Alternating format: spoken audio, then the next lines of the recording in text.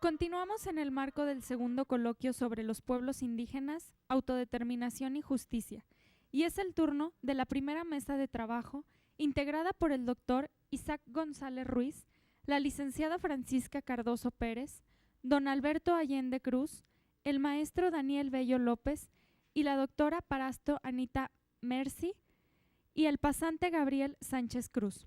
En esta ocasión, los ponentes debatirán acerca del tema el acceso a la justicia y los pueblos indígenas, desafíos y avances. Por lo tanto, cedo el uso de la palabra al licenciado Germán Rivas Cándano, secretario de Estudio y Cuenta de esta sala regional, quien se desempeñará como moderador en la presente mesa.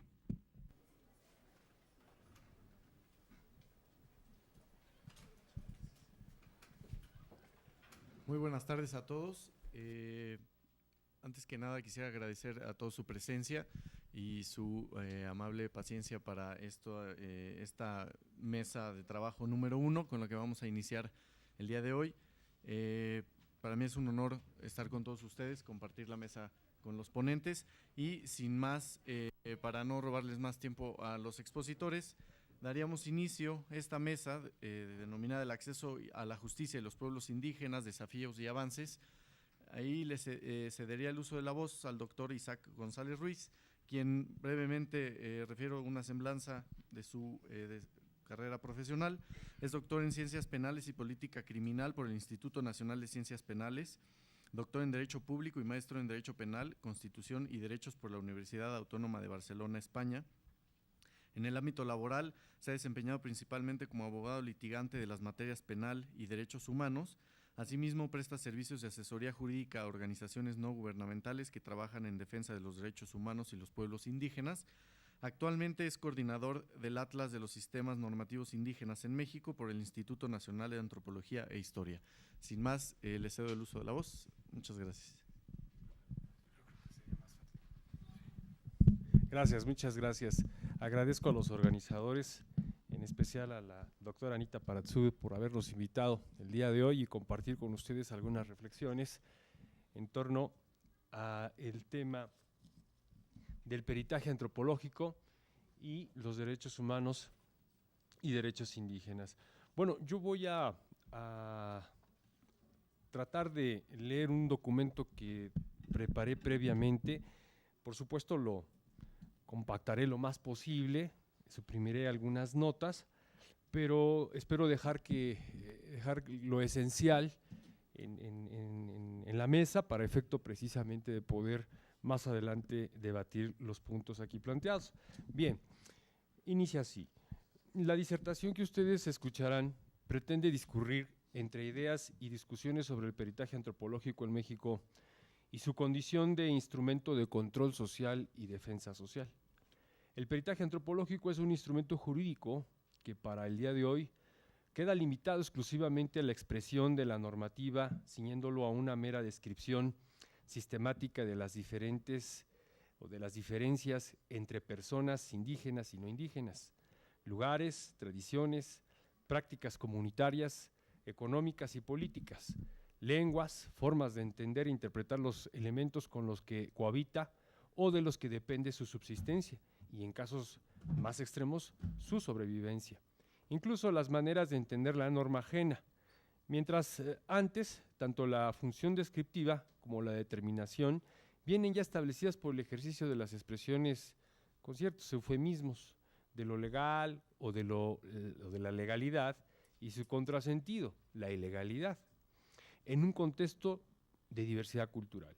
Hasta aquí la reseña que dibuja la parte del control social respecto del peritaje antropológico. Este fenómeno viene en el momento mismo en que también se instalan garantías y principios en defensa de los derechos humanos de los colectivos y las personas indígenas, como el derecho a la identidad, la libertad de elegir a sus propias autoridades tradicionales, aplicar a sus sistemas normativos o de justicia de acuerdo con sus prácticas, pero sin que se violenten derechos humanos, a disponer de sus recursos naturales, a expresarse en su propia lengua. Derechos que están acompañados de principios que intentan expresar la mejor defensa en favor de las comunidades y personas indígenas, obligando a los juzgadores a interpretar extensivamente las normas que consagran o amplían los derechos humanos y, de forma restrictiva, las que los limitan o restringen. Principio pro persona. Eliminando toda forma normativa o legal que impida el libre desarrollo de los pueblos indígenas. Hasta este punto, ahí dejamos parte de esta introducción en lo que hace a la defensa social. Ahora bien, pareciera que todo guarda un equilibrio abstracto entre el control social y la defensa en la pluriculturalidad. El peritaje antropológico debiera justamente ser la bisagra de conocimientos diferenciados que articulan ambos fenómenos y que en todo caso evitaría una extralimitación del primero sobre el segundo. Sin embargo, remiten a un orden poco menos alcanzable en los contextos de la diversidad cultural, del control social, como de la defensa social. Esto se nota a través del análisis simbólico entre la tensión de lo justo y de lo injusto que significa tanto para la comunidad indígena como para el sistema central de justicia. De entrada, del universalismo y el relativismo. Se entiende entre una y otra cosa desde la perspectiva de la construcción del derecho central y desde la perspectiva desde la cosmovisión indígena. De lo normal y lo anormal. Entonces, estos elementos de alguna manera están ahí insertos. Solo por mencionar algunas construcciones jurídicas de los diversos planos que dimensionan los elementos valorativos en juego o en tensión y en los que discurre de alguna manera el peritaje antropológico, en los que transitan las realidades y por supuesto las culturas. A menudo esta práctica del ejercicio de lo legal e ilegal estratégicamente se instala en políticas jurídicas, criminales y económicas, con propósitos aún coloniales, o más bien debemos decir de acuerdo con los prefijos neos, nuevos colonialismos en la globalidad, según Zygmunt Bauman. De manera que un peritaje antropológico significa algo más que su condición descriptiva y determinante, sobre todo cuando determina que la práctica X resulta ser una práctica exprofesa para un ritual o una práctica exprofesa para poder generar cierto control dentro de la comunidad. Esta condición descriptiva y determinante, bueno, pues es parte del sesgo del peritaje antropológico hasta aquí presentado. Sin embargo, es relacional y es denunciante con los contextos colonializantes del control y de la defensa social, en los que despliega su método o su metódico azar, pero se limita a su alcance práctico desprovisto de un mayor realce jurídico debido a la doble negación que enfrenta. Primero, la negación de fronteras culturales y límites estructurales que impiden la afirmación del contexto de la pluralidad normativa.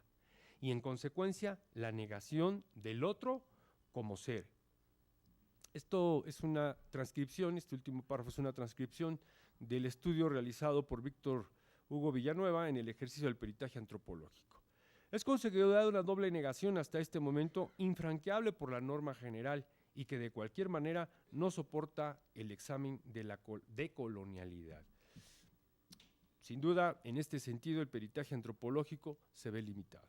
Para intentar llevar a buen puerto esta disertación, pues sustentaré algunas ideas relacionadas con algunos autores, bueno, estaría de más referirlos en este momento, pero vamos, para no dejarlo en el tintero. Wallerstein, Alessandro Barata, Massimo Pavarini, María Victoria Uribe Alarcón, con su antropología de la inhumanidad, en lo que hace al contexto electoral principalmente, y poco de Max Gluckman. Conocemos por repasar algunas expresiones de cómo se define el peritaje antropológico. Ojalá me dé tiempo para hacer referencia de cada uno de estos autores, lo cual veo muy complicado por los tiempos, pero trataré de ser sintético. Comencemos por repasar algunas expresiones de cómo se define el peritaje antropológico.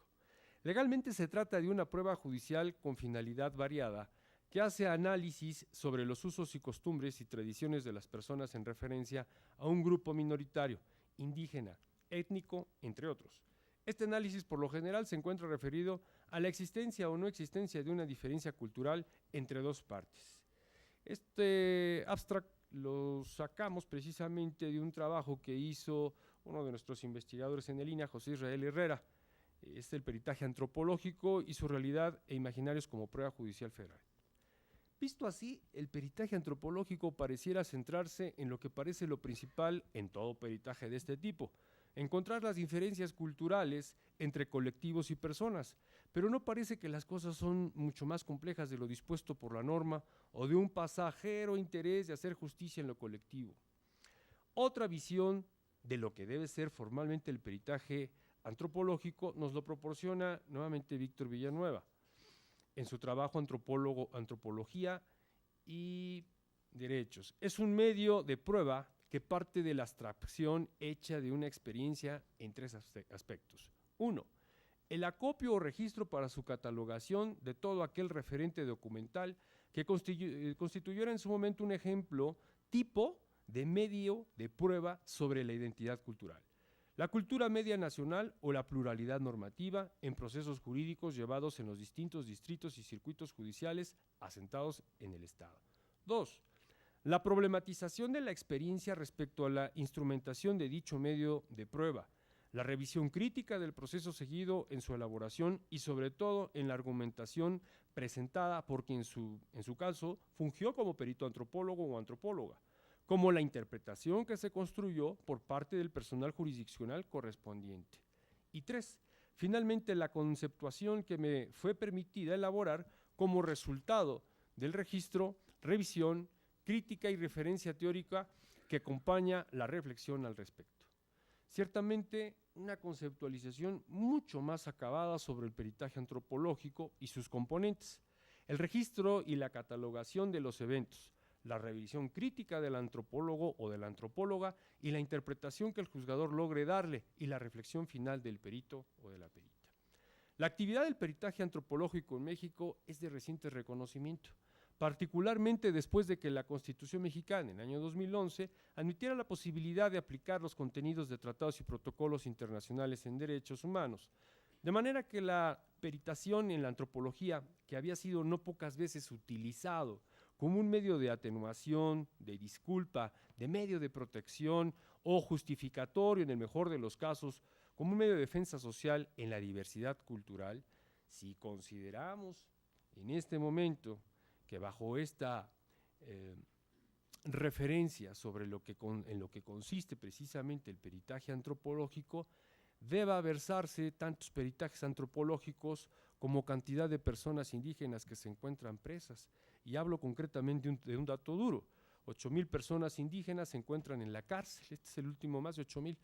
Es un reporte que realizó Human Rights Watch y de alguna manera medianamente lo corroboró por ahí INEGI. Pero sin mayor reconocimiento relevante ante el control social, que realmente poco esclarece el juzgador en su escaso o nulo conocimiento de las personas indígenas que juzga, sobre sus diferencias culturales, y del otro que casi nunca es visibilizado. Al fin y al cabo, el juzgador no separa su condición de alienado. Y vamos que este término para los antropólogos es muy familiar porque resulta ser precisamente ajeno. Esto quiere decir desprovisto de identidad, permanencia y nacionalidad indígena, ajeno a la comunidad. Un juzgador que no pertenece a la comunidad. La peritación antropológica dota de la catalogación documental y evalúa conforme estándares normativos preformativos. Es un medio por el cual se conoce los generolectos, los sociolectos, los idiolectos, concentrado en lenguas variantes. Con estos elementos la antropología logra hacer un desglose o un desdoblez en lo jurídico y su diversidad, que en la década de los años 70, en los procesos descolonizantes, migración y desaparición, como integración de nuevos estados nacionales, fue o resultó precisamente un medio muy abandonado. Bueno, voy a saltarme un párrafo que había desarrollado en función de unas citas, pero si ustedes me lo permiten, voy a citar a un antropólogo, Max Gluckman, sobre precisamente algunos parámetros de cómo puede interpretarse la decisión de los conflictos o la resolución de los conflictos en ciertas comunidades. Y lo que vale la pena destacar de este antropólogo, cuando alude a un estudio que hizo ya hace muchos años en una comunidad africana en Zambia sobre los Baroste, es lo siguiente. Dice, un buen magistrado no va a exigir el cumplimiento estricto de la norma, que está expresa en una conducta ideal. Lo que va a exigir es el apego razonable a la línea de conductas marcadas por la norma. Aparece así, dice nuestro autor, un célebre ensayo, El hombre razonable en el derecho Baroste, en medio de la mentalidad tribal, el mismo concepto de hombre razonable, homo prudens, o hombre prudente, que es una de las claves para entender la lógica de la adjudicación en el derecho romano. El magistrado debe ser el mismo razonable para determinar la razonabilidad de las acciones esperadas de quienes acuden a los tribunales. Mediante el análisis de varios casos de registro detallado, Clockman concluye que existe en los tribunales Baroste 1. Un mecanismo para recabar evidencia pertinente mediante el interrogatorio cruzado de los disputantes y testigos. 2. Una evaluación de las conductas en términos de lo que razonablemente debe esperarse y de quienes ocupan las posiciones sociales de los disputantes y de las situaciones específicas en que estos se encontraban. Y 3, una sentencia que castiga a quienes se hallen en falta y que busca reparar la ruptura en el orden. Esto quiere decir, en términos generales, que el aspecto razonabilidad no es exclusivamente de los magistrados que ya hacen precisamente en estas instalaciones u otras. No, la razonabilidad se da justamente en la comunidad, pero es su forma de razonar el conflicto, es su forma de pensar el asunto, su forma de resolverlo. Sin duda nos estaríamos engañando entre nosotros y con los otros si no distinguiéramos el sistema de justicia central como un elemento de la economía planetaria capitalista, que posibilita la justicia entre las diferentes clases sociales y los colectivos indígenas que proporcionan sentidos igualitaristas y libertarios, aunado a lo que hemos denominado como nuestro último fenómeno político jurídico, el garantismo, que ha permeado como una corriente, pues en términos muy generales, a todas las áreas del derecho, civil, penal, administrativo, creo que lo fiscal no, pero en lo que hace, por ejemplo, la electoral también hay cuenta de ello.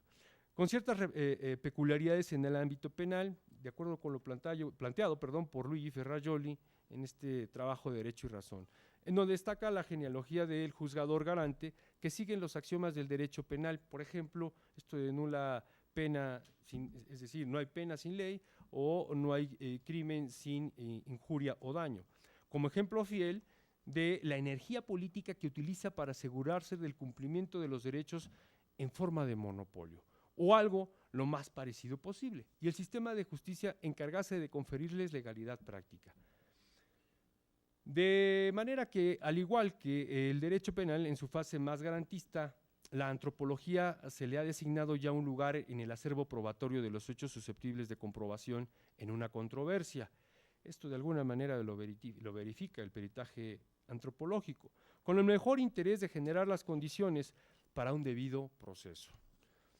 No será de mi interés destacar las bondades del peritaje antropológico como medio de prueba, sino su relación, reitero, en el sistema de control social y de defensa social abiertamente expuesto en un orden global económico como parte de una construcción jurídica necesaria y previa para satisfacer y justificar normas preformativas de control y defensa colectiva en la diversidad cultural. Me quedan 5 minutos, trataré de aprovecharlos en lo más posible y en este punto diríamos lo siguiente. El peritaje antropológico en México se plantea en un sistema de capitalismo global. Este es el contexto sociopolítico y socioeconómico que no debemos olvidar. Aquí voy a citar a Wallerstein, un autor interesantísimo que habla precisamente sobre el trufo del liberalismo centrista referido a determinados periodos de la historia. Hace acopio de los legados geoculturales y periodos de la Francia y Gran Bretaña de los años 1000 y tantos, el cuyo resultado sería la conformación de la nueva era de los grupos y poblaciones capitalistas protodemocráticos, aspirantes a mantener en el abstracto la residencia del poder bajo la genealogía llamada pueblos o pueblo. Hoy sabemos que los colectivos indígenas, los que tienen voz propia, ya no quieren de alguna manera ser generalizados, digamos que de manera homogénea. Hoy se exige cada vez más usar las formas lingüísticas que establecen sus propias denominaciones, esperando se instalen por sobre cualquier semántica impropia y homogénea, particularmente las que juridizan sus nombres. Por ejemplo, y cito nuevamente a Villanueva, Choreachi es la toponimia en lengua nativa en la que descansa la identidad residencial al ser reconocida por la comunidad rarámuri, del lugar como autorreferencia, ya que expresa la calidad del bosque, del pino o encino en la región, entre comillas, lugar de ocotes. Y bueno, pues para ir concluyendo, por el momento cerraría con esta parte. Sin duda, esta condición acusa una mayor soberanía, lo cual se traduciría en un mayor control propio de sus vidas y decisiones, montados en aquellos que se denominaban un cambio normalizado o una inercia imparable, despertada por la conciencia del saber que poseemos derechos, y que justamente se hace una referencia muy precisa por el doctor Anaya sobre estos derechos internacionales, en oposición a las aspiraciones de determinados grupos, incluso hasta de los intelectuales, y otros no tanto, pero después de todo colonizados, los cuales buscarían a toda costa continuar concentrando riqueza y poder, también dirigidos por la fuerza de un sistema mundo. Bueno, yo dejaría hasta ahí la intervención, se queda en el tintero lo demás, pero lo sometería también a discusión y aprovechando la voz de los demás compañeros y compañeras que hoy nos acompañan. Bueno, pues muchas gracias. Agradecemos al doctor Isaac por su interesante exposición. Vamos a tener un apartado para preguntas y respuestas de 10 o 15 minutos. En ese apartado también podremos emitir algunas conclusiones adicionales. Damos paso a la licenciada Francisca Cardoso Pérez, quien es originaria de Santa María Tlahuiltoltepec, Mise, Oaxaca, egresada de la Facultad de Derecho y Ciencias Sociales de la Universidad Autónoma Benito Juárez de Oaxaca, socia fundadora de Mujeres en Alianza Jactacap, no sé si disculpen mi pronunciación, y es abogada litigante. Ella nos platicará sobre la reciente reforma al artículo 2 y las comunidades indígenas de Oaxaca. Cedo el uso de la voz a la licenciada. Bueno, si se oye. Bueno, sería de Inspia, ya son a la 1 de la tarde. Muy buenas tardes, hermanos y hermanas. Antes que nada, quiero abundar un poco ese currículum. Yo vengo por parte del Centro Profesional Indígena de Asesoría, Defensa y Traducción, Asociación Civil. Es una asociación que está en Oaxaca, se encarga precisamente sobre la defensa de los derechos indígenas. Su servidora, estoy colaborando en la coordinación del área jurídica y está a cargo el licenciado, un abogado mixteco, el licenciado Gerardo Martínez Ortega. El centro profesional se encarga, en este caso en el área jurídica, sobre litigios estratégicos, tal como lo acaba de comentar el doctor, en este caso donde intervienen indígenas, donde se le violaron sus derechos fundamentales. Entonces, es lo que quiero agregar. Está un caso, el caso de Marcelino, donde se está viendo de que en la sentencia lo condenaron sin haber tenido un intérprete y un abogado que conociera su lengua y cultura, y por lo consiguiente tampoco hubo un peritaje antropológico sobre su cultura y su lengua. Bueno, independientemente de eso, a mí me toca hablar sobre la reforma del artículo 2 de la Constitución Política de los Estados Unidos Mexicanos y las comunidades indígenas. Voy a leer parte del artículo que se reformó en el mes de mayo, más o menos para tener esta visión y también comparar si realmente los derechos internacionales, si tiene los estándares de derechos internacionales que acaba de manejar el doctor Anaya. El Estado mexicano acaba de vivir un proceso legislativo mediante el cual reformó la fracción tercera del apartado A del artículo 2 de la Constitución Política de los Estados Unidos Mexicanos, de fecha 22 de mayo del presente año, en el que se reconoce y garantiza el derecho de los pueblos y las comunidades indígenas a la libre determinación y, en consecuencia, a la autonomía para elegir de acuerdo con sus normas, procedimientos y prácticas tradicionales, a las autoridades o representantes para el ejercicio de sus formas propias de gobierno interno, garantizando que las mujeres y los hombres indígenas disfrutarán y ejercerán su derecho de votar y ser votados en condiciones de igualdad, así como acceder y desempeñar los cargos públicos y de elección popular para los que hayan sido electos o designados en un marco que respete el Pacto Federal y la soberanía de los estados. En ningún caso, las prácticas comunitarias podrán limitar los derechos políticos electorales de los y las ciudadanas en la elección de las autoridades municipales. Bueno, al analizar este artículo segundo, claro que sí cumple con todos los estándares de derechos internacionales y de derechos humanos, más porque hemos visto que la participación de la mujer en las comunidades indígenas no se le ha dado participación, no hay leyes también que regulen la participación de las mujeres. Se empezó con lo que era la cuota, que también eso se dio en Oaxaca, y posteriormente ahorita lo que estamos viendo es lo de la paridad de los cargos en el ámbito público. No es meramente nada más en el Congreso, que es lo que contemplaba la Constitución, la participación de paridad de las mujeres en el Congreso, sino que actualmente la reforma está contemplando la participación de las mujeres en las comunidades indígenas. Pero aquí viene el pero del asunto en las comunidades indígenas y de las mujeres, y tengo que enfocar esto, su servidora también faltó allí, yo fungí como secretaria municipal en mi comunidad, allí es por escalafón, es el primer cargo que doy, pero no es porque yo haya querido participar, sino que es mediante la asamblea comunitaria que me eligieron a través de ternas para poder participar, pero allí como no se rige por usos y costumbres, es por el sistema normativo interno, entonces es otra visión, es otra concepción también de los derechos de la paridad que se manejan en las comunidades, que incluso desde mi punto de vista voy a decir algo descabellado y me disculparán las que están aquí. Hablar de paridad en una comunidad indígena no debería de ser por las consecuencias que trae esto, y también tampoco no digo que no se debe de dar esto, pero en la conclusión les voy a decir por qué motivo. Bueno, al analizar el tema de la reforma es que buscaba resolver las causas que dieron origen a que varias mujeres no se les daba participación política alguna en las comunidades indígenas, porque la mayoría, como lo dije, se rige por sistema normativo interno. Pero hay que entender que la participación de las mujeres en las comunidades indígenas no se basa en una reforma. Esta puede ser resultado de una trayectoria de servicio comunitario de la mujer.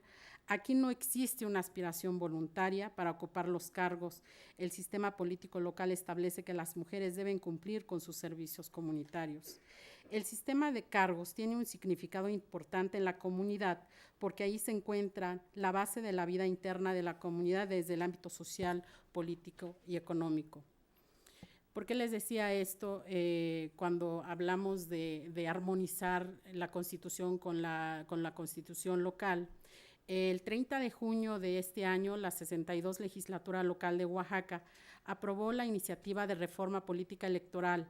Este proceso fue controvertido, aquí se encuentran varios oaxaqueños, no me van a dejar mentir, por el tipo de derechos de las mujeres indígenas que se intentaba reconocer en la reforma, en específico en el artículo 113, fracción primera de la Constitución local, en el que se determinó, bueno, no se determinó, esa era la propuesta, que se garantizara la paridad de género en los municipios, comunidades indígenas y afromexicanas. Esto era de que en las comunidades debería de estar la mitad de mujeres en el cabildo y mitad de hombres.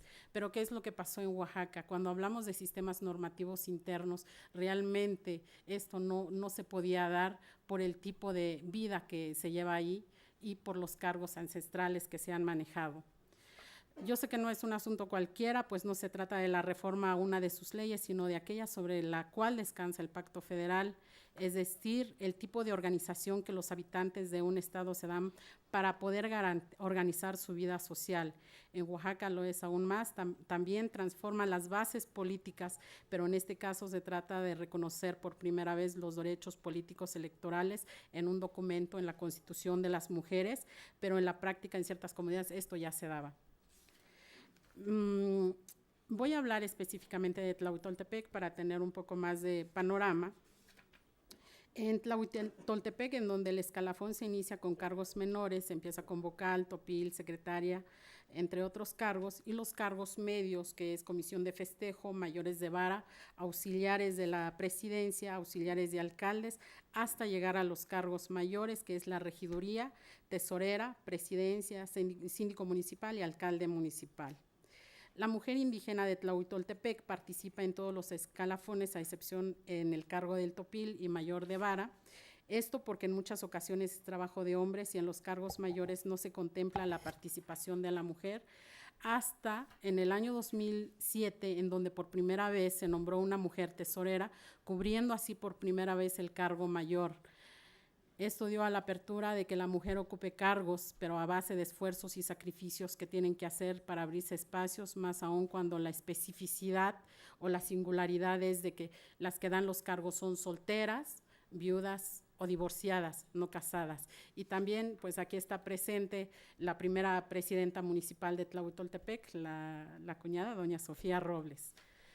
Otras mujeres que también participan en los cargos comunitarios, las que no son visibles, son las parejas de los varones que dan estos servicios. Quiero hacer también mención de estas mujeres porque su papel es muy importante en los cargos comunitarios. No son visibles porque institucionalmente no las reconocen, no tienen reconocimiento. En este caso, estas mujeres asumen el rol del hombre que tenía en su hogar, como lo es de trabajar el campo, cuidar los hijos, incluso salir a trabajar a otros estados para mantener al hombre y mantener el cargo, y también ver, me van a disculpar muchos aquí, pero es la verdad, ya veo otras caras, unas caras aquí, eso es lo que sucede, las mujeres toman este rol, hasta creo que son las mujeres que ayudan al hombre para dar este servicio comunitario. ¿Por qué? Porque estos servicios son gratuitos.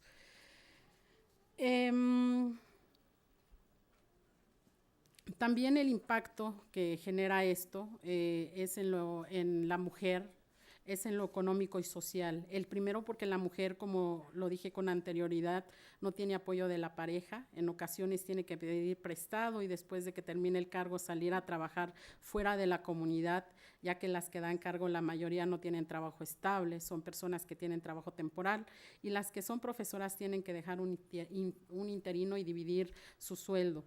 Las mujeres se convierten en madre, padre y autoridad al mismo tiempo. Muchas veces tienen que abandonar a sus hijos, los terrenos de cultivo, su trabajo para servir. Asimismo, no solo participa la mujer en el cargo, también indirectamente la familia participa en la cuestión moral y, lo más importante, en lo económico, porque a veces la mujer, como lo dije, deja su trabajo y los padres, los hermanos también intervienen en este cargo comunitario. Ahora bien, comparando lo dicho con la reforma del artículo 2, donde dice que sí se oye muy bonito, y más que soy abogada y peleo mucho todos los días los derechos humanos de las mujeres y la igualdad, pues mujeres y los hombres indígenas disfrutarán y ejercerán su derecho a votar y ser votados en condiciones de igualdad. Con todo lo manifestado que dije con anterioridad, pues claro que no se da esta igualdad. Las mujeres son más criminalizadas, las mujeres son las que trabajan más, las mujeres son las que tienen que sacrificar muchas cosas para dar este servicio gratuito en las comunidades. Pero queda claro que cuando se trata de servir o participar en el ámbito público, las mujeres sacrifican la vida laboral, familiar, incluso social, porque a veces estos servicios, su servidora y aquí la que fue expresidenta, es un cargo de un año, los 365 días del año, no hay este tiempo para ir a trabajar o obtener ingresos. Encontré unos datos de memoria electoral de lo que es el Instituto Estatal Electoral y Participación Ciudadana en Oaxaca. Esto lo hizo la doctora Margarita Dalton, una investigación que hicieron. Voy a leer parte de lo que ellas hacen, investigan en las comunidades. El catálogo municipal de 1998, en ese entonces el Instituto Estatal Electoral, CIESAS, indicaba que solo en 41 municipios que se rigen por sistemas normativos internos, las mujeres no votaban ni participaban en cargos, mientras que en 48, aunque no votaban, sí ocupaban cargos dentro del escalafón de servicios comunitarios. En otras participaban en la asamblea. Ocupan cargos en la estructura, pero no en el cabildo. En el resto de los municipios, las mujeres no solamente ocupan cargos, sino que ejercen el voto. Prácticamente toda la base del sistema en el nivel de los comités y en algunas regidurías, aunque muy vinculado al estereotipo de género, las mujeres son nombradas sistemáticamente en casi todos los municipios y comunidades del Estado. Las restricciones están vinculadas al estatus marital, por lo que no todas las mujeres votan, es decir, que en donde se registró que no ejercían el sufragio, aunque algunas mujeres como las viudas o madres solteras sí lo ejercían, esta situación establece una división intragenérica.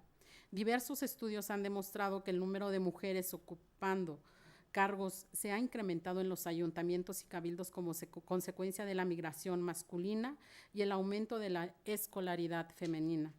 La participación pública de las mujeres ha aumentado como consecuencia de ajustes al interior de las propias comunidades y municipios, no solamente por la migración o la escolaridad, sino porque también ha cambiado la percepción de los hombres respecto al potencial que representan las mujeres.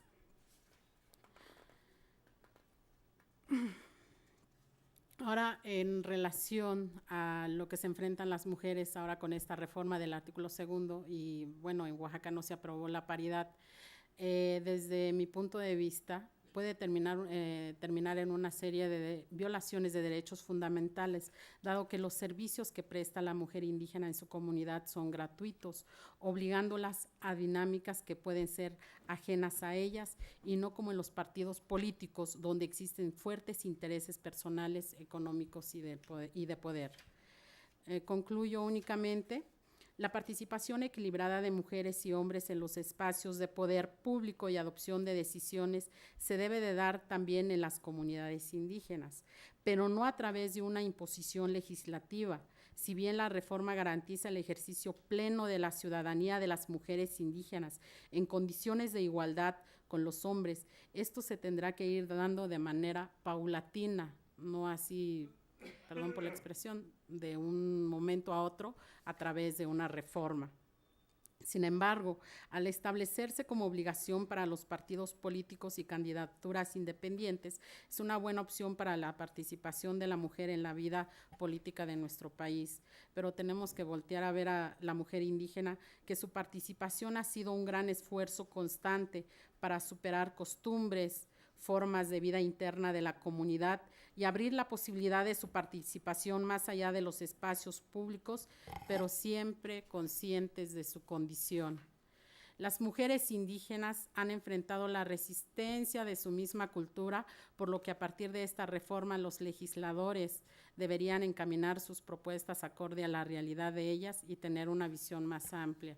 También lo que comentaba el doctor Anaya, también los servidores, los operadores de justicia y las personas que están detrás de un escritorio, como decimos en la comunidad, deberían de tener un amplio criterio en materia de derechos humanos y también derechos indígenas, derecho internacional de derechos indígenas, que es lo que nos ha fallado. Creo que hace rato comentaba un hermano indígena, bueno, ¿por qué no crear una comisión exclusivamente para derechos indígenas? Pero sería también aislarnos, sino que siempre he dicho, ¿por qué nosotros tenemos que estarles diciendo cuáles son nuestros derechos cuando los que son operadores deben de tener un amplio criterio en materia de derechos humanos? Más con la reforma del 2011, quiero suponer que todos ya deberíamos de tener esa cultura de derechos humanos. Con esto concluyo mi intervención. Espero no haber ofendido aquí a los varones, pero es la realidad que se vive en las comunidades indígenas y más de las mujeres.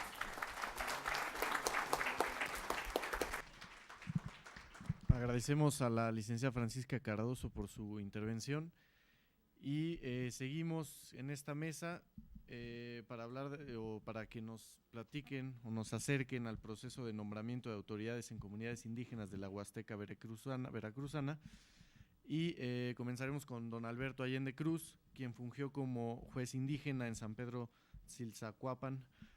Por favor, don Alberto, si nos expone su tema, por favor. Muchas gracias. Shayati Minchushkan, Edeni Mintachal, Tantlimis Pacan, la zona veracruzana.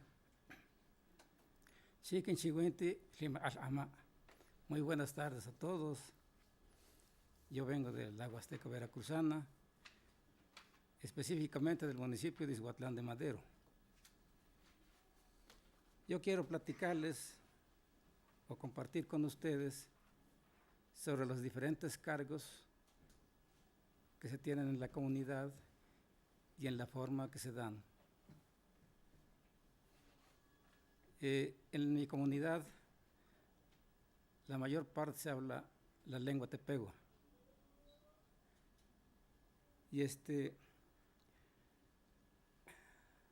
la elección de la agente municipal, allá se dice que son agentes municipales o subagentes municipales, se hace mediante Asamblea General Comunitaria, a donde intervienen hombres y mujeres mayores de 18 años. Se nombran 2 candidatos y se pone un pizarrón a donde cada quien pasa a poner una raya a favor del candidato que va a apoyar. Ya cuando se termina la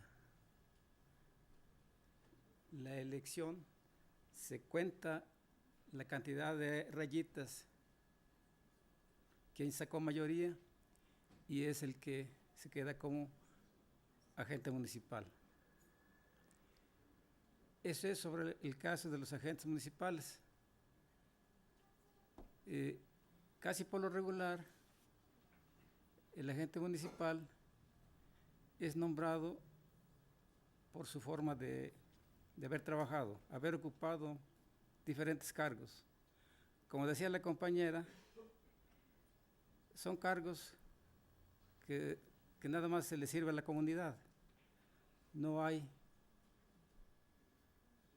ningún sueldo, al contrario, se pierde tiempo, a veces se gasta, pero no nos queda de otra porque es la forma que estamos acostumbrados y lo estamos haciendo. Las mujeres sí participan. Hay comités a donde se han nombrado hombres y mujeres y trabajan bien, todos estamos trabajando bien. Pues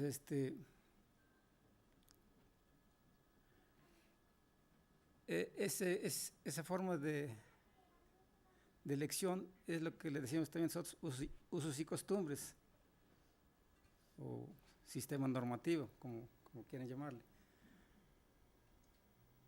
Nos la han heredado nuestros papás, nuestros abuelos, también en la forma de cómo impartir justicia. No se hace a través de leyes, sino que según el delito que haya cometido la persona se le hace reparar el daño.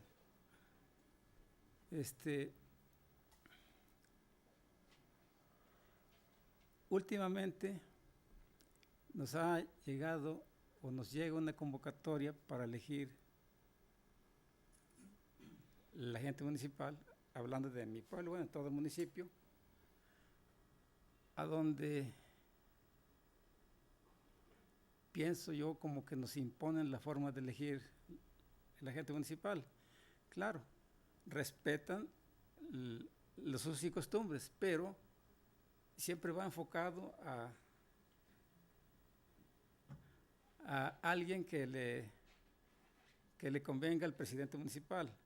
Es allí donde nosotros estamos inconformes y quiero ser quiero decirlo aquí para que se den cuenta que en esta ocasión estuvo bien la elección, democráticamente, como decimos, se hizo por medio de rayitas. El problema está de que después nos dimos cuenta que ya todo estaba planeado porque hubo ciertas regalías para la persona que quedó. Y eso no nos gusta, o sea que no estuvo bien para nosotros. Y en eso tiene las manos metidas el presidente municipal. Y no nada más allí en mi comunidad, en varias comunidades. Entonces nos están haciendo a un lado o le buscan la manera para ir perdiendo lo que nosotros queremos, en la forma que nombramos nuestras autoridades.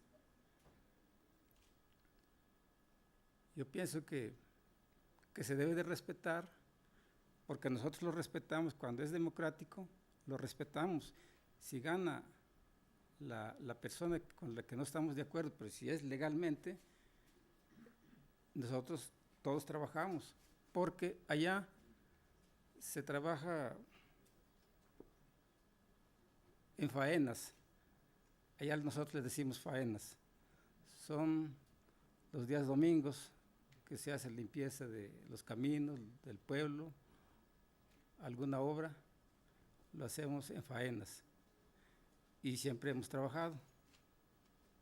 Entonces, yo pienso que para que no haya algún conflicto, algún resentimiento, se siga haciendo de la manera que lo hacíamos. Es la única ocasión que nos pasó de que hubo regalías y en vista de que las personas que no entienden de esto o por la necesidad, pues apoyaron a otra persona. Pero también vamos a platicar con los compañeros porque es cierto que muchos desconocen de los derechos que tenemos como indígenas. La justicia que se lleva a cabo, como les decía, yo estuve como juez 7 años. De hecho, no hay límite, pero pues no me cambiaban. Antes no me cambiaban, pues yo seguía. Pues no se percibe ningún salario. No se percibe ningún salario. Pues son muy escasos los problemas que se presentan. Son mínimos. Porque algún caso muy complicado o algo delicado no lo resolvemos, se lo turnamos al juez o a la gente del ministerio o al juez municipal. No lo resolvemos, pero sí cualquier cosa que sí lo podemos resolver, lo resolvemos mediante un acuerdo de un acta, que es lo que nos han enseñado nuestros antepasados. Levantar un acta de conformidad de las partes y con 2 testigos y dándole o explicándole a la persona que haya cometido la falta de los errores que cometió y que si va a reparar el daño o va a reconocer el daño, que lo haga y que le pida perdón a la persona que le ofendió. Esa es la forma que se ha estado trabajando y pues hay más cosas que decir, pero por lo pronto es todo lo que les puedo decir. Gracias.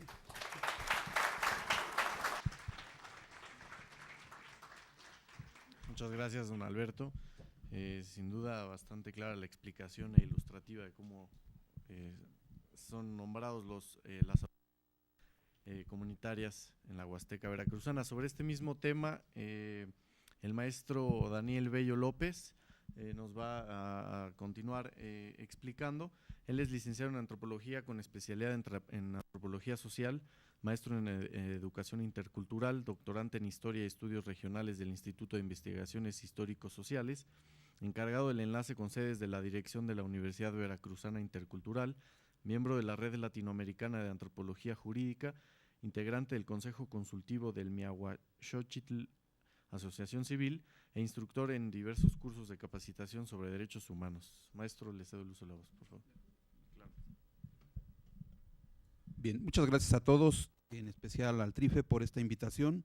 No obstante no pertenecer a esta circunscripción, venimos acá a visibilizar una problemática y procesos que normalmente cuando se habla de luchas y procesos sociales en el medio indígena, como que se resalta más Chiapas, Oaxaca, Guerrero, Michoacán, y lo que sucede en Veracruz no resalta tanto, más allá, digamos, del tratamiento que se le dio a la lucha agraria de los 70s, en la Huasteca en general, en la Huasteca veracruzana y la hidalguense, digamos que sí tuvo cierta resonancia, porque se dio incluso en la coyuntura de una campaña a la presidencia de la República, y uno de los candidatos del entonces Partido Socialista de los Trabajadores era de Chicontepec, Veracruz. Entonces un maestro ahí rural con mucho arraigo, que incluso fue el primer candidato que obligó a una elección extraordinaria por una diputación federal en esos años cuando el partido era único, ¿no? Entonces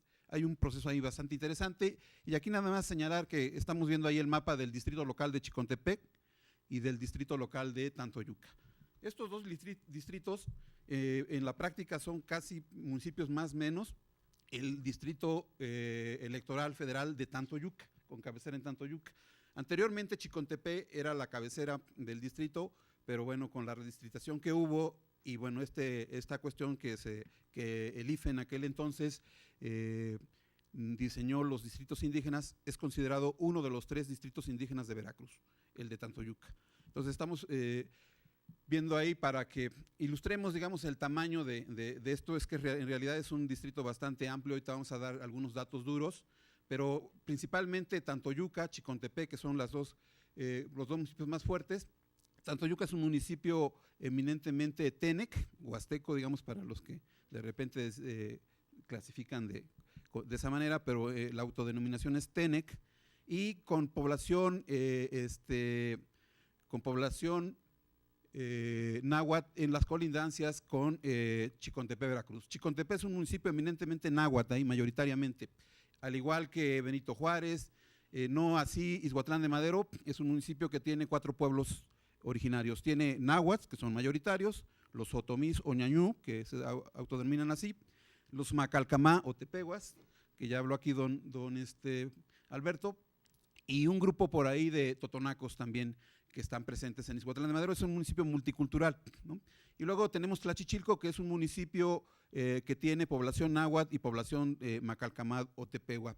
El municipio de Tezcatepec es un municipio otomí en su mayoría, igual Benito Juárez, que es náhuatl. Bueno, esto nada más para dar una referencia y situar, porque de repente no se conoce muy bien. Se conoce a la Huasteca por sus guapangos, ¿no? Y a veces se pierde en el de las 3 huastecas, pero está, digamos, la veracruzana. En dato duro, miren ahí, son datos, ahí solamente aparecen los municipios que son, digamos, los más colindantes con Ixhuatlán de Madero, que es el que voy a referirme más sobre la exposición. El municipio de Álamo Temapache es mayoritariamente mestizo, pero tiene 20,200 personas de la etnia náhuatl, ¿no? Del pueblo náhuatl. Entonces es un municipio, digamos, que comparado con algunos municipios eminentemente indígenas de la Sierra de Zongolica, pues tiene más, que incluso, por decir algo, Tequila, que es el segundo municipio, o Tehuipango, que son de los municipios más importantes en la Sierra de Zongolica. Poquito menos tiene, digamos, tiene como el 60% de lo que es la población indígena del municipio de Zongolica, que es el más grande de la Sierra de Náhuatl. Bien, y luego tenemos Benito Juárez, y ahí aparece, digamos, una columna de la lista nominal de electores y otra de localidades. En el término de localidades, vemos, aparecen todas, y aquí hay que hacer un señalamiento. Localidad es, digamos, lo que normalmente en los censos aparece, pero de repente ahí vemos congregaciones en Tantoyuca y en Tezcatepec. La convocatoria para la elección de agentes municipales y subagentes así lo especifica. O sea, mientras en todos los municipios restantes dice que son localidades, En estos dos habla de congregaciones, y la congregación es un nivel de gobierno, digamos, allá en Veracruz. Después del municipio, lo que sigue es la congregación. La congregación agrupa diferentes localidades que en el caso de la Huasteca, aunque censalmente y digamos de esta manera le llamamos localidades, ellos se autodenominan comunidad, son comunidades para ellos, ¿no? Entonces, en Benito Juárez, en Chicontepec, van a decir, ¿a dónde vas? Vamos a ir, lo esperamos en la comunidad, vaya a la comunidad dice, nunca dice la localidad. Y en el caso de Tantoyuca también hablan de la comunidad, pero ellos tienen esta referencia de la congregación, porque su territorio son bienes comunales, y entonces más o menos comprende lo que son los bienes comunales, digamos, de Silosúchil, comprenden varias localidades que para efectos de nombramiento, es chistoso, la ley dice que se nombran agentes municipales, y en el caso de los TENEC, por ejemplo, Silosúchil, que es la cabecera de esa congregación, ellos ahí nombran al agente municipal constitucional, así le denominan, ¿no? Y digamos en Potrero o Chiquero, que son localidades, comunidades de Silosúchil, ahí nombran el agente especial. Cuando hay asuntos que competen al grueso de la comunidad, de los bienes comunales, se reúnen por congregación. Y cuando son específicos, entonces ya se van por localidades, por estas comunidades. Entonces ahí, en realidad estamos hablando de cerca de entre 180 a 200 localidades en el municipio de Tantoyuca. O sea, reducido en congregaciones son pocas. Igual en el caso de Tezcatepec, que es más o menos parecido, ahí hay que decir que es la presencia otomí. Bueno, vean ustedes nada más cómo de repente, digamos, en Álamo, Temapache no hay consideración del ayuntamiento y todo lo nombran por voto secreto. 160 mesas que se ponen para recepcionar el voto secreto de los electores y de los vecinos de esas comunidades. Pero ya cambia más adentro en municipios con esta fuerte presencia de la comunidad. Benito Juárez, de 48 comunidades, las 48 lo nombran así, en una modalidad, digamos, legalmente que se llama consulta ciudadana, pero que en la práctica son asambleas comunitarias donde hay diferentes modalidades de elección, a mano alzada, de rayitas, en filas, algunos le dicen voto secreto, haciendo ahí una especie de un listado donde cada quien pasa y raya enfrente del nombre de quien quiere, lo ve, digamos, la persona que está en la mesa, pero es otra modalidad que ellos denominan voto secreto. Entonces, es muy fuerte ahí. En el caso de Chicontepec, de 185 localidades, solo 7 votan de manera secreta. 178 es en asamblea comunitaria. En el caso de Ixhuatlán de Madero es interesante porque de 115, solamente 3 comunidades, digamos las más grandes, una de ellas es la comunidad de Pisaflores, que es una comunidad tepehua fundada en la década de los 30 del siglo pasado, pero que ahora es el centro económico y político más fuerte de los tepehuas. Estamos hablando de alrededor de 5,000 habitantes. Así como esa Colatlán y Llano en Medio, que Llano en Medio en realidad es una comunidad mestiza, más mestiza, pero con un poder económico estratégico bastante fuerte, que de hecho impone presidentes municipales al interior del PRI. Y Colatlán es una población náhuatl. Esas son las 3 que eligen por voto secreto. Dentro de las 112 están los barrios de la cabecera municipal. Los barrios de la cabecera municipal eligen un juez. La ley marca que para el caso de las cabeceras son jefes de manzana lo que se va a elegir, pero en Ixhuatlán de Madero no se llama en la cabecera, estoy hablando ya de cabecera municipal Ixhuatlán, no se elige jefe de manzana, se elige juez de barrio, que es una figura que en toda la Huasteca hidalguense y potosina vamos a encontrar. Ahí en la Potosina, sobre todo ahora, en Hidalgo ya le cambiaron la denominación, ahora son delegados municipales, pero en San Luis Potosí existe el juez, y el juez es una autoridad tanto civil como judicial, ¿no? En el caso de Veracruz, digamos, es más bien un cargo ahí que todavía existe en algunos casos en Chicontepec, pero es casi una figura decorativa, pero en el caso de Ixhuatlán de Madero, cabecera tiene mucha vigencia, y bueno, esto nos hace ver cómo la fuerza, digamos, de la comunidad llega incluso a la cabecera, ¿no? Para nombrar. Bueno, pues con estos datos duros queríamos mostrar, digamos, que estamos hablando, aquí nada más hablamos de 7 municipios, salvo Álamo Temapache, que es cabecera de un distrito federal, y de un distrito local. Los otros, digamos, se están comprendidos dentro del Distrito Federal de Tantoyuca, y bueno, la mayoría de ellos están dentro de lo que es el distrito de Chicontepec.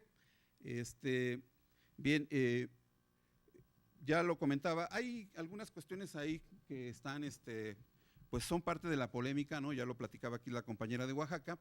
¿Cómo es que se da la participación? Bueno, hay grupos que se excluyen, ¿no? Pero hay efectivamente toda una serie de mecanismos de control social y de participación comunitaria que de alguna manera fundamentan estas decisiones. El caso de la mujer, aunque hay que reconocer que la mujer está participando cada vez más a raíz de los programas asistencialistas, van ocupando vocales, presidencias, secretarías de esos comités y se han empoderado al grado de que, bueno, además por la migración, ellas están asumiendo ese rol y cada vez más encontramos algunas mujeres como actoras políticas. No vamos lejos, en la localidad de Don Alberto, en San Pedro, la actual subagente es una mujer, ¿no? En el caso, hay que distinguir, digamos, los pueblos nahuas sí son más excluyentes, ahí la participación de la mujer es más restringida, pero no obstante, en algunas comunidades nuevas, digamos ejidos pequeños que no tiene mucho que se fundaron ahí por los 70s, ahí están siendo mujeres las agentes municipales, los agentes municipales son mujeres. El caso del Nopal es una congregación muy pequeña, pero es náhuatl, y otra localidad que se llama Pino Suárez también, ¿no? Entonces estamos viendo cómo, y otro que se llama Rancho La Mora, casos de mujeres que son autoridades dentro de comunidades nahuas que son las más excluyentes. Los otomís tienen una diversidad y una participación bastante fuerte, al igual que los tepehuas, la mujer participa mucho. En el caso de los tenec, la mujer participa no solamente en los cargos, ellas han llegado a ser comisariadas de bienes comunales. Entonces, conocí mujeres tenec, comisariadas de bienes comunales, por ejemplo, de Tametate, que es una comunidad que circunda a Tantoyuca, y bueno, así como esa, había mayor tradición de participación. El problema ahora que se presenta es que, digamos, hay la tradición de jubilarse, ¿no? Los mayores de 60 años se jubilan en la Huasteca y entonces dejan de prestar faena, de prestar servicios, de cooperar, y eso también les limita, digamos, la participación. Como ya no están activos, entonces ya no votan, ¿no? En el caso de los jóvenes, ahí también hay otro problema. Si el joven no está casado, digamos, puede ser un joven de 16 a 17, 18 años, pero si está casado tiene la obligación de dar servicio comunitario, faena, ir ocupando el primer puesto, topil, y ahí se van para arriba, ¿no? Si no está casado, no tiene participación, tampoco tiene obligación, salvo cuando abandona los estudios, digamos, si el chamaco está en la preparatoria y deja de asistir, entonces la comunidad lo llama y le dice, tú vas a dar faena. Eso le va a otorgar derechos políticos. Entonces, esta cuestión de lo que algunos llaman la ciudadanía acotada, la ciudadanía restringida, la podemos entender de esta manera. Y bueno, decir que no todos los pueblos de la Huasteca son excluyentes de la participación de la mujer. Está la experiencia de los otomís, de los tenec sobre todo, de los tepehuas, que participan mucho. Algunas de las modalidades que encontramos, bueno, pues aparte de que ahora les piden, han utilizado este asunto de la credencial del elector, interpretando la cuestión del domicilio, que si ya cambiaste el domicilio, entonces tienes que cambiar tu credencial porque ya no estás dentro de la casilla. Y por cuestiones de que salen a trabajar fuera, bueno, algunos de ellos incluso ya se vienen a radicar a la ciudad, pero por estas cuestiones clientelares y de manoseo partidista, los hacen regresar justamente el día de la elección, ¿no? Y entonces eso genera mucho conflicto. Entonces, por eso en algunas comunidades dicen, vamos contra el padrón, pero si fulanito de tal ya se fue a México, tú, salvo que des cooperación, de que cuando vengas asumas compromisos con la comunidad, tienes derechos. Si no los tienes, pues no tienes derecho político para votar, ¿no? Entonces, esa es es un elemento ahí para ser elegible y poder participar, pero después tenemos esta forma de elegir mediante filas, que yo la he registrado en los 80s, la registré siendo estudiante de antropología, en la Sierra Totonaca. En ese momento ya no me lo platicaron algunos abuelos de que por allá de los 60s, inicios de los 70s, en las cabeceras municipales del Totonacapan se votaba formándose en filas, ¿no? Y esta comunidad de San Francisco, que es Totonaca, que está muy distante de la Sierra de Papantla, más emparentada con los totonacos de la Sierra Norte de Puebla, pues tiene esa modalidad, ¿no? Y encontramos pues la modalidad de los tepehuas, digamos que ellos la han patentado, que es también así como una cuestión que habría que ver. La Huasteca y todos los municipios de ahí, si les hubiera yo presentado el mapa de la distribución político-electoral, ha habido alternancia en todos los municipios del distrito. Entonces han pasado el PAN, el PRI, el PRD, Convergencia, algunas veces el PT, y bueno, eso ha hecho una gran diversidad política, amén de que también hay una gran diversidad religiosa, una diversidad socioeconómica, y todo eso pues hace que los huastecos estén muy metidos en la participación político-electoral. Entonces, eso nos crea de alguna manera cierto conflicto, pero lo interesante para el caso de San Pedro es que hubo una época, digamos, de los 60, 70, que el cacique, aprovechando esa modalidad de auscultación que preveía desde hace tiempo la ley electoral y la ley orgánica, y era parte del carro completo, en Veracruz en los 70 todavía, hasta antes de la reforma electoral, se registraba la planilla completa, ¿no?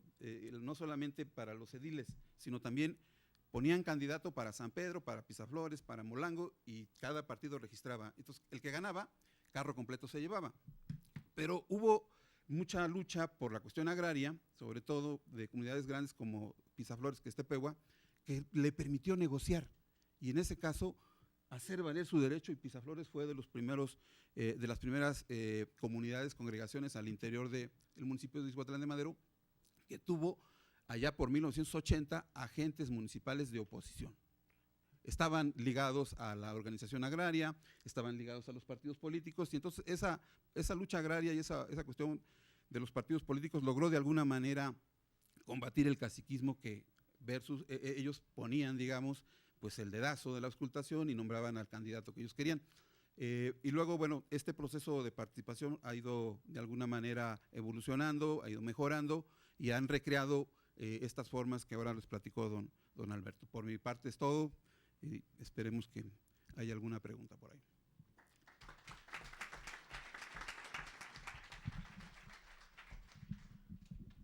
Muchas gracias al maestro Daniel. Si bien Veracruz no forma parte de nuestra circunscripción, las circunstancias que usted platica sin duda se ven ocurren también en los estados que comprenden esta circunscripción. De ahí que sea bastante importante y relevante lo que ha venido a platicar.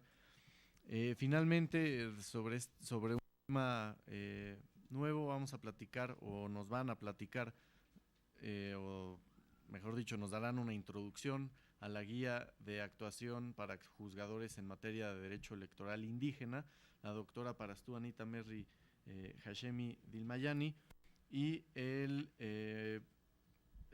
pasante don Gabriel Sánchez Cruz. Primero nos platicará la doctora Parastú, que trabaja en el Tribunal Electoral del Poder Judicial de la Federación en la coordinación de jurisprudencia, seguimiento y consulta. Se desempeña como asesora a cargo del proyecto de investigación Derecho Electoral Indígena. Obtuvo el título de doctora por la Universidad Nacional Autónoma de México en la División de Estudios de Posgrado de la Facultad de Derecho de la UNAM, y estuvo a cargo del proyecto de la elaboración de la guía de actuación para juzgadores en materia de derecho electoral indígena de este tribunal, y le cedo el uso de la voz, por favor, doctora. Muchas gracias. Muy buenas tardes. ¿Sí se escucha? Sí, buenas tardes.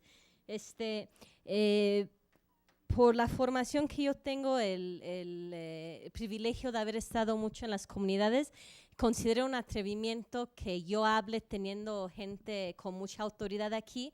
Entonces, me disculpo, espero que no lo tomen como un atrevimiento, sino que solo vamos a platicar sobre los mismos temas. Muchas gracias por estar aquí, muchas autoridades, exautoridades. Justo yo creo que lo que nos ha permitido esa mesa es empezar a ver que hablar de formas de organización y de nombramiento de autoridades es hablar de una gran diversidad en el país, ¿sí? Entonces, aquí hemos hablado, por ejemplo, de una parte de la Huasteca veracruzana, se ha hecho referencia a la región de la Sierra Norte de Oaxaca, específicamente la Sierra Ayuc o Mije, y por esta razón, dado que llegan a ese tribunal casos de todo el país, se nos encargó hacer lo que se terminó llamando una guía de actuación para juzgadores en materia de derecho electoral indígena. Ahora, una guía de actuación, ¿qué significa? Significa que es un documento que tiene cierto tipo de, por decir, sugerencias o lineamientos para el juzgador o la juzgadora, es decir, la magistrada, el magistrado, cuando llega un caso que tiene que ver con ¿qué?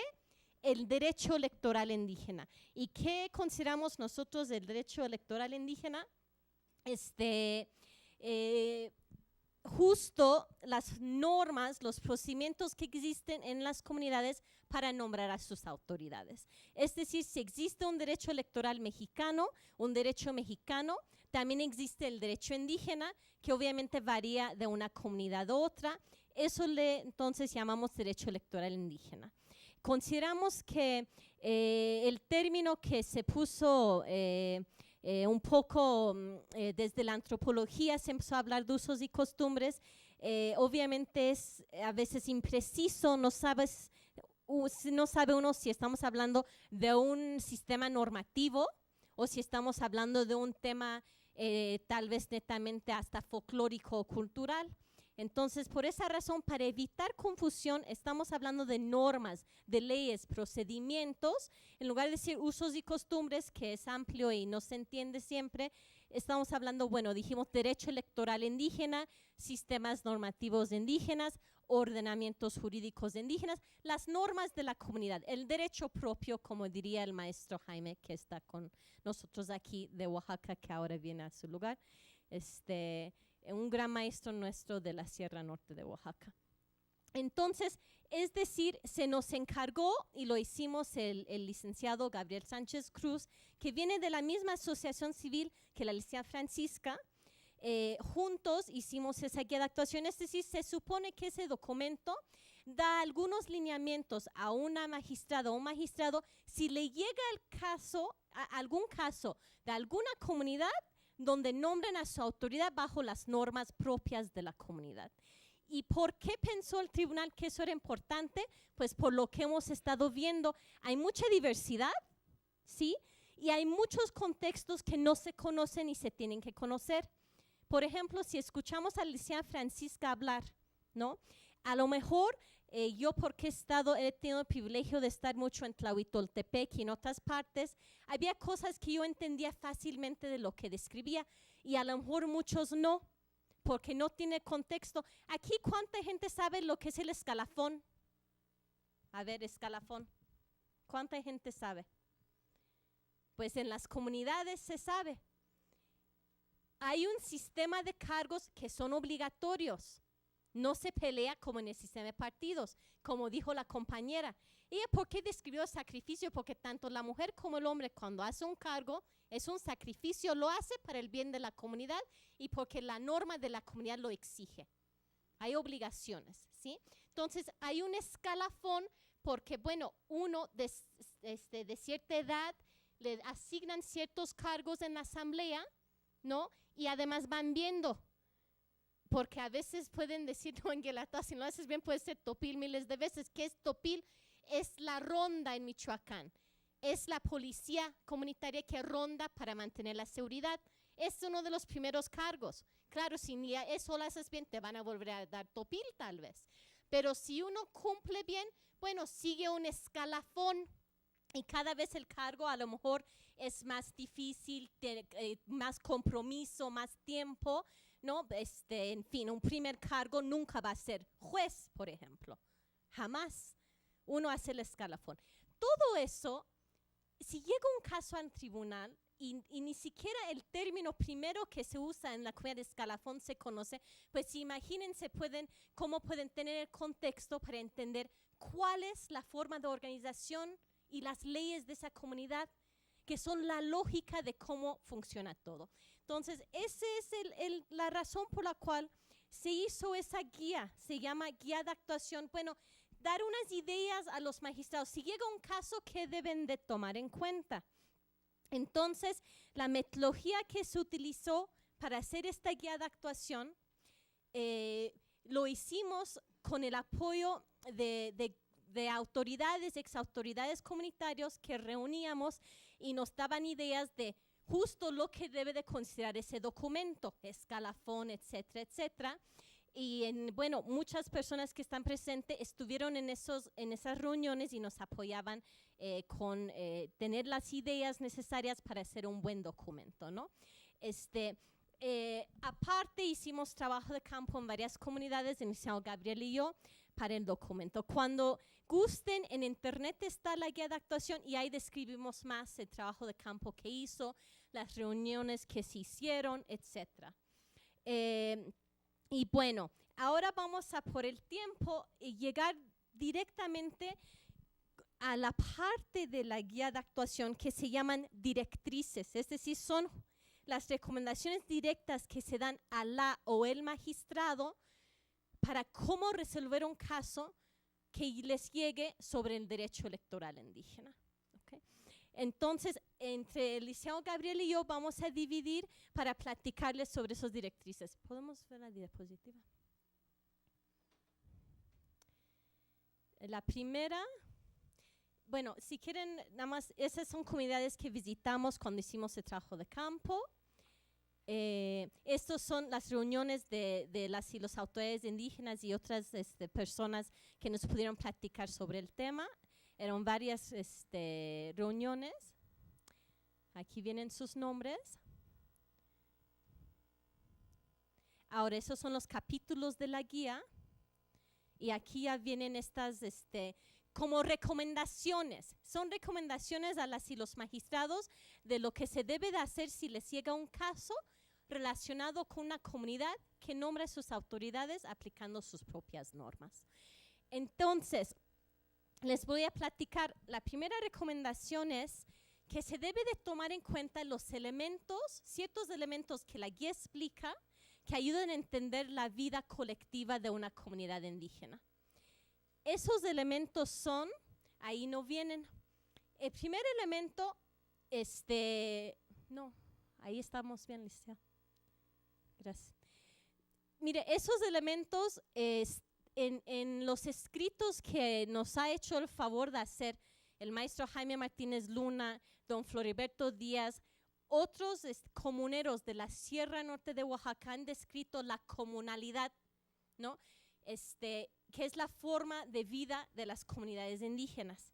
De ahí tomamos esos elementos que nos ayudan a entender la vida colectiva en cualquier comunidad, porque son elementos generales. El primero es el territorio colectivo.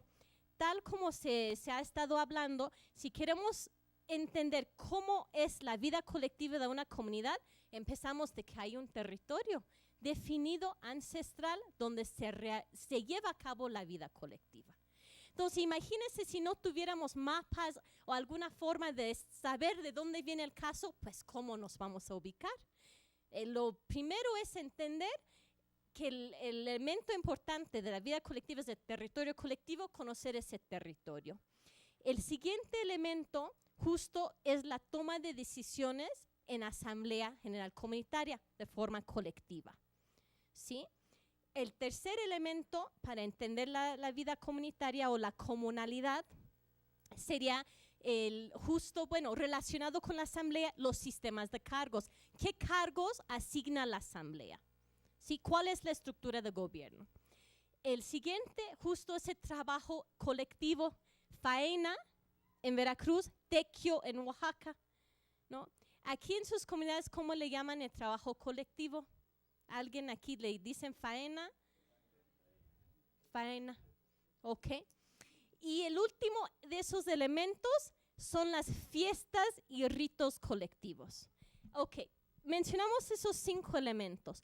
¿Por qué queremos que primero se tome en cuenta esos cuando llega un caso al tribunal? Porque, por ejemplo, si tiene que ver con el nombramiento de una autoridad, tenemos que entender qué obligaciones y derechos hay en la comunidad. Y si una obligación fundamental es hacer tequio o faena, eso se tiene que entender y tomar en cuenta, ¿sí? Todo eso está relacionado y gira alrededor de esos elementos. La asamblea, la obligación de ir a la asamblea, donde se realiza, como nos explicó don Allende con Pizarro. Lo que se dice es que si toma en cuenta esos elementos, podemos empezar a entender cómo es la vida colectiva de esa comunidad. Entonces, la primera sugerencia es tomar en cuenta esos elementos. Sigue elementos relacionados, ¿no? Identificar el contexto particular de cómo se nombran autoridades aquí. Se dice, por ejemplo, puede haber fuentes bibliográficas existentes. Llegó ese tribunal el caso de la Cuna Purépecha de Cherán, y aquí está un comunero, por ejemplo, presente. Cuando ahí los comuneros dijeron, nosotros decidimos que ya los 40 años que tenemos nombrando autoridades por partidos políticos, vamos a dejar de hacerlo para volver a nombrar autoridades en asamblea. El tribunal cita en su resolución fuentes bibliográficas que existen desde tiempo, donde describen dónde está Cherán, cómo está dividido Cherán.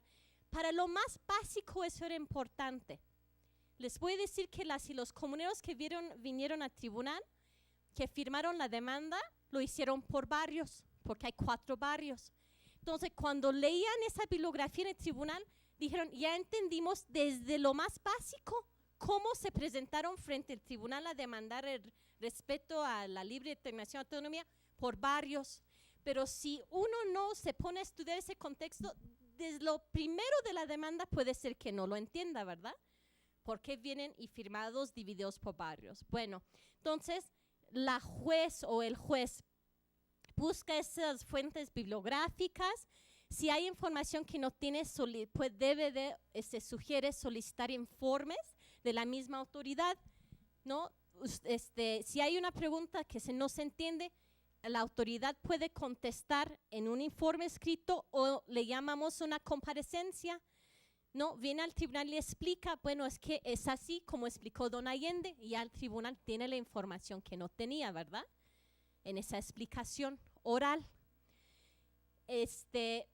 La solicitud, si es necesario, como mencionó el doctor, justo de un peritaje. Si de plano no tenemos información de cómo es la vida en esa comunidad y sus leyes, se puede pedir a una antropóloga o un antropólogo visitar la comunidad, hacer un estudio y lo entrega al tribunal. Porque es que de la nada el tribunal no puede tener el contexto para entender, ¿verdad? Necesitamos tener de dónde entender. Y finalmente se sugiere visitas in situ.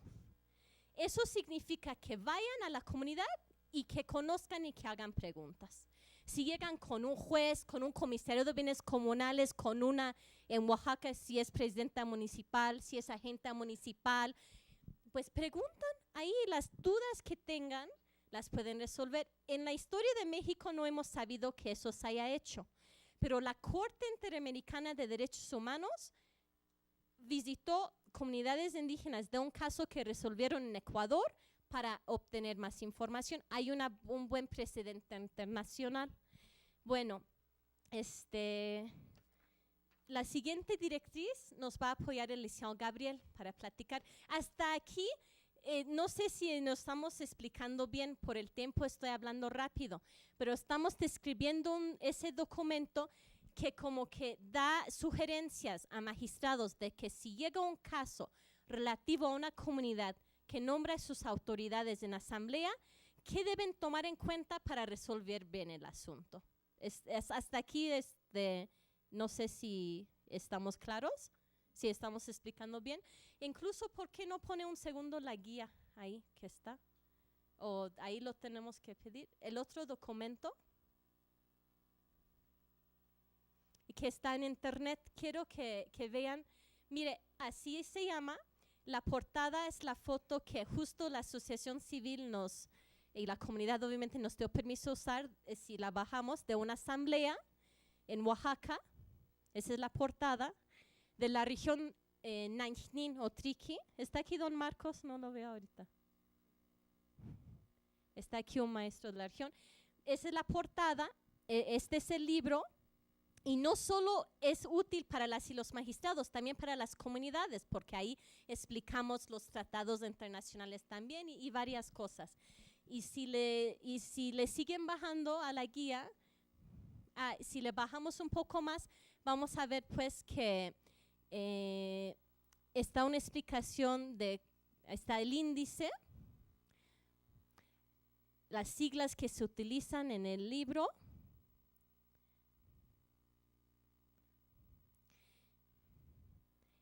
Se presenta el libro, el objetivo. Aquí la metodología explica que hubo reuniones con autoridades, que hubo trabajo de campo, los nombres, ¿no?, de los que lo apoyaron en las reuniones.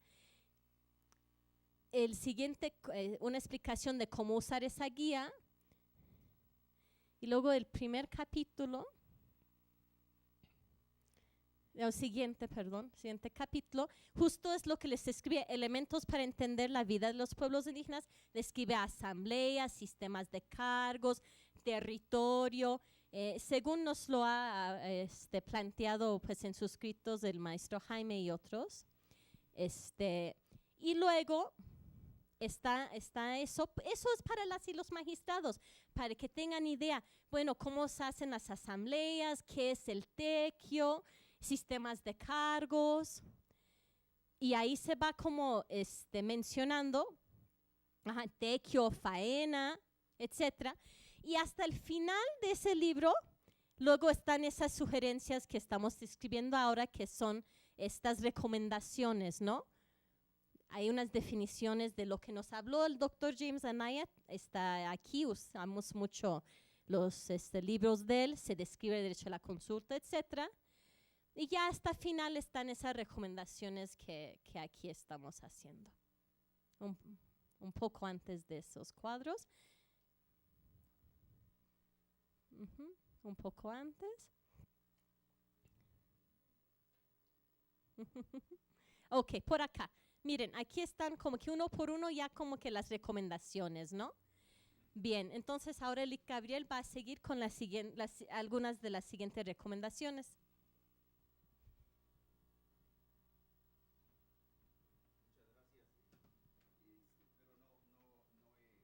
No interrumpir la secuencia de la exposición que inició la maestra, pero no puedo tomar la palabra sin agradecer a todos los presentes, a todos los hermanos y hermanas que nos visitan desde sus comunidades, agradecer también al Tribunal Electoral del Poder Judicial de la Federación, pues este espacio de comentar esta guía, una pequeña introducción y de abrir este espacio de diálogo, ¿no?, donde estamos viendo que no solamente hacen uso de la palabra académicos o funcionarios, sino que también los propios indígenas tenemos aquí la libertad y la oportunidad de hacer uso de la palabra.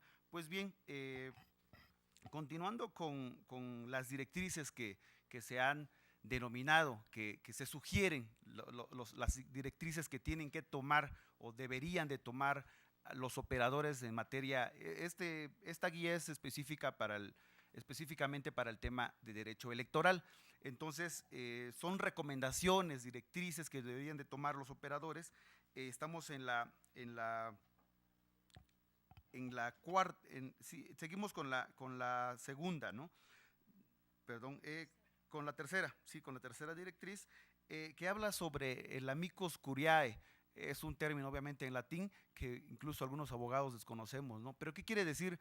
Quiere decir amigos de la Corte, es decir, que los operadores de materia electoral deben de tomar en cuenta, incluso invitar y tomar en cuenta aquellas opiniones de personas que no son parte del juicio, pero tienen conocimiento y tienen información que puede ayudar a tener una mejor resolución.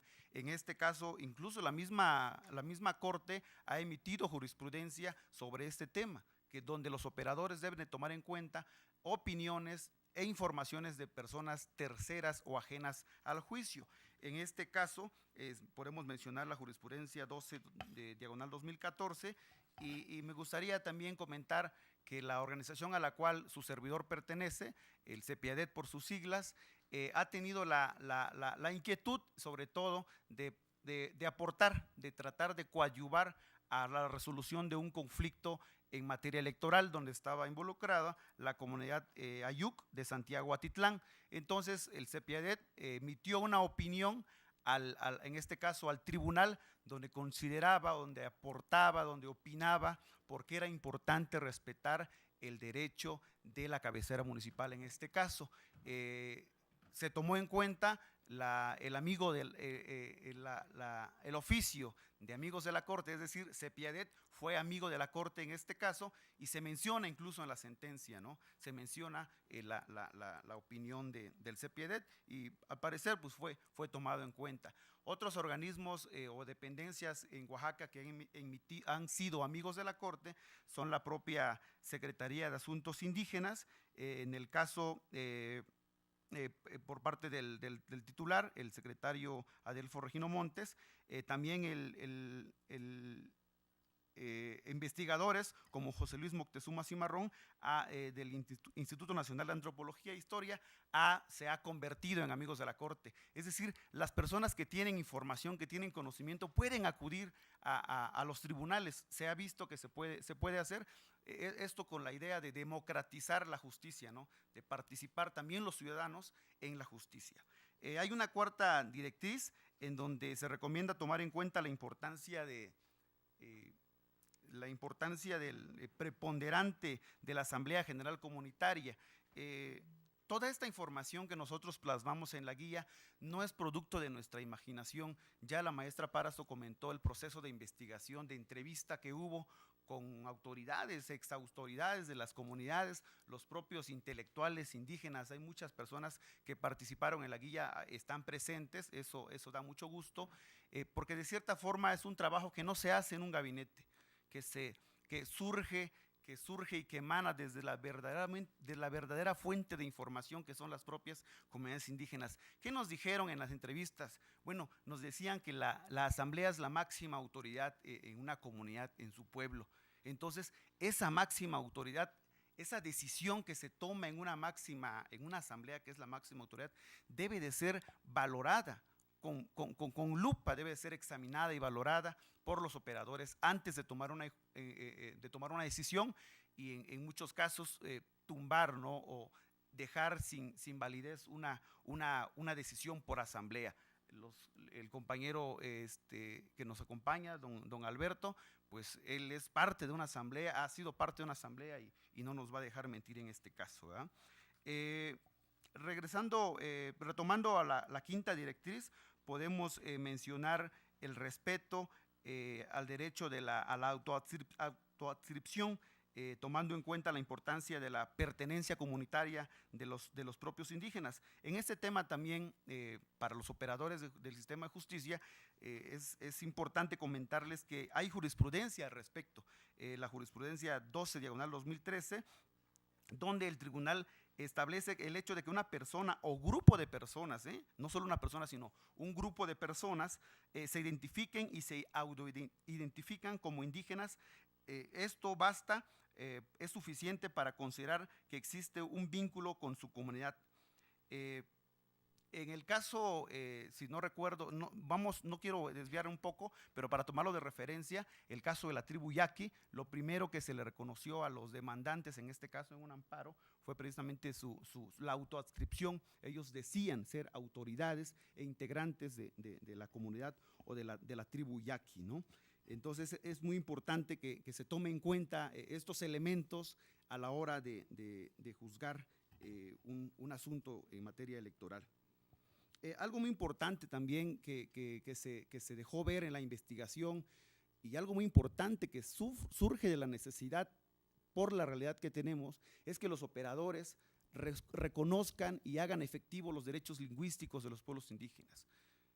En ese sentido, se recomienda que en las audiencias las personas, las autoridades indígenas o las personas indígenas cuenten con un intérprete o un traductor que conozca su lengua, porque es difícil que una persona que acude ante un tribunal pues no pueda ser escuchado en su lengua indígena, no sé, en zapoteco, en mixteco, en cualquier lengua. Entonces es importante, para garantizar esos derechos lingüísticos, que los operadores o que el tribunal le ponga a su disposición un intérprete, un traductor. Otra cosa importante también, generalmente pues las sentencias salen en español, ¿no? Y se difunden y se publican y se hacen públicas. ¿Quién puede leer una sentencia?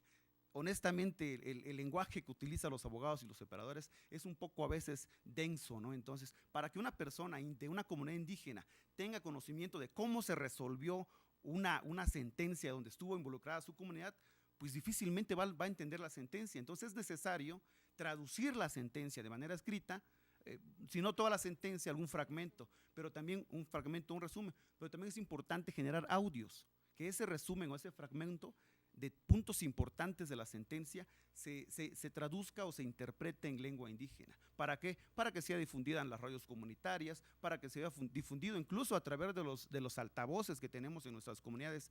¿Para qué? Pues para que los integrantes de esa comunidad sepan en qué términos se resolvió esa sentencia. Eso es avanzar hacia la realización de los derechos lingüísticos, ¿no? Una séptima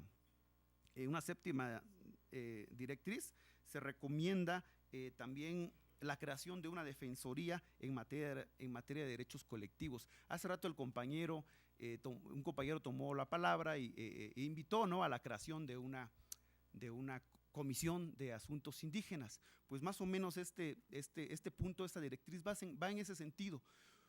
Desafortunadamente, los abogados tenemos una no muy buena formación en las universidades, nos forman con una forma de pensar el derecho, una única forma, ¿no? Cuando sabemos, más bien no sabemos, pero existe en nuestro país, en nuestros estados, muchas formas de concebir el mundo, es decir, de actuar, de comportar y de generar derechos, de tener derechos. Desafortunadamente esto no se explica en las universidades. Entonces todos los abogados tienen el mismo chip en la cabeza. Difícilmente vamos a poder hablar de una justicia intercultural si no tenemos este chip de nuestra diversidad, de nuestra variedad de pueblos y de culturas. Incluso el artículo segundo en la el artículo de la Constitución, en el artículo segundo de la Constitución Política Federal, habla de que los indígenas, y también desde luego involucra a los pueblos indígenas, dice que deberán contar con defensores que conozcan su lengua y cultura para tener una defensa adecuada.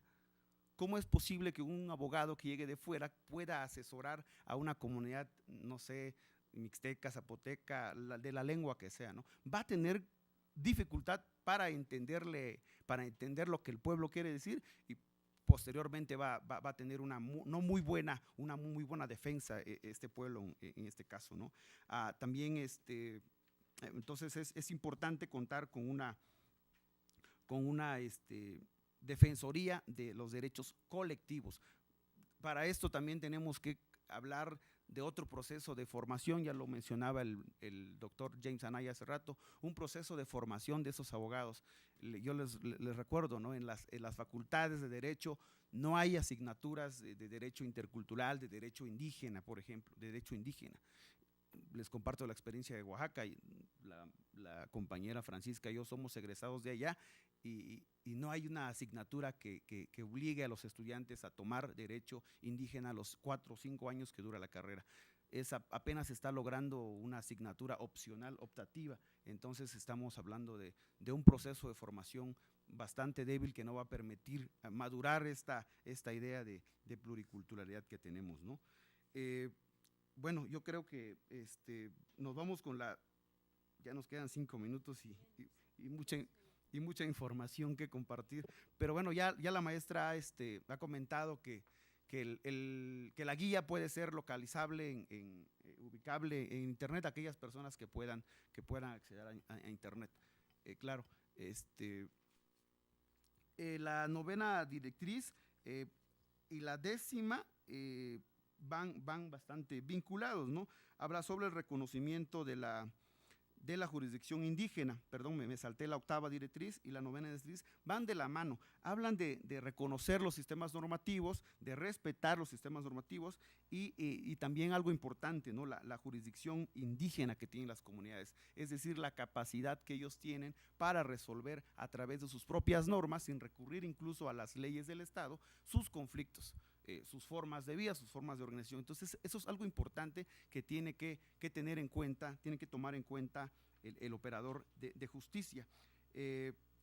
Respecto de la declinación de competencia, la jurisdicción indígena, han habido casos muy importantes donde un tribunal federal, por no tener, así lo dijo el magistrado, por no tener la capacidad de resolver un conflicto donde se involucraban derechos de pueblos indígenas, él decidió darle la competencia a la autoridad comunitaria, es decir, le dijo a la autoridad comunitaria, autoridad indígena, yo no puedo resolver este conflicto porque no tengo los elementos, ¿sabes qué?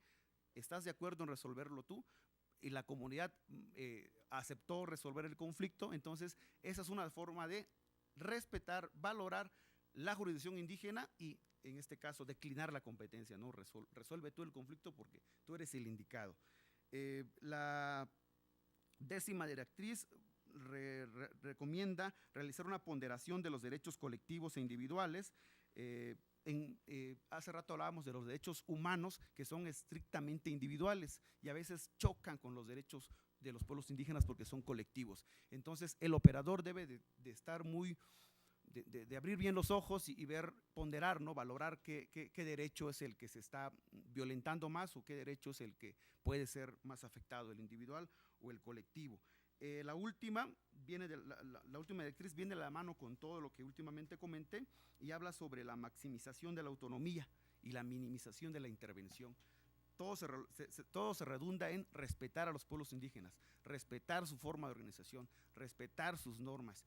Y yo, en este caso, autoridad estatal, tratar de intervenir lo menos posible, ¿no? Incluso en materia electoral, la ley electoral de Oaxaca prohíbe estrictamente la intervención de los partidos políticos en aquellos municipios que se rigen por sistemas normativos.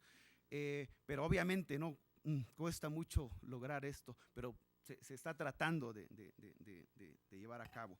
Pues bueno, yo no me quiero despedir sin antes concluir en una reflexión, ¿no?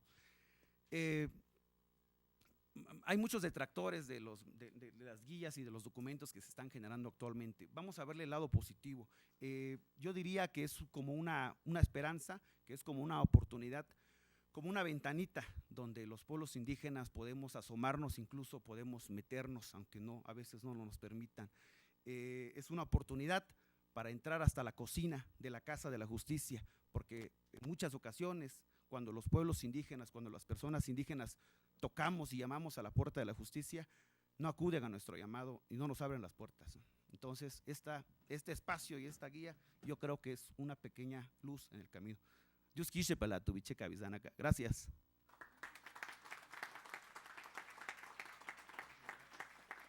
Muchas gracias al licenciado Gabriel por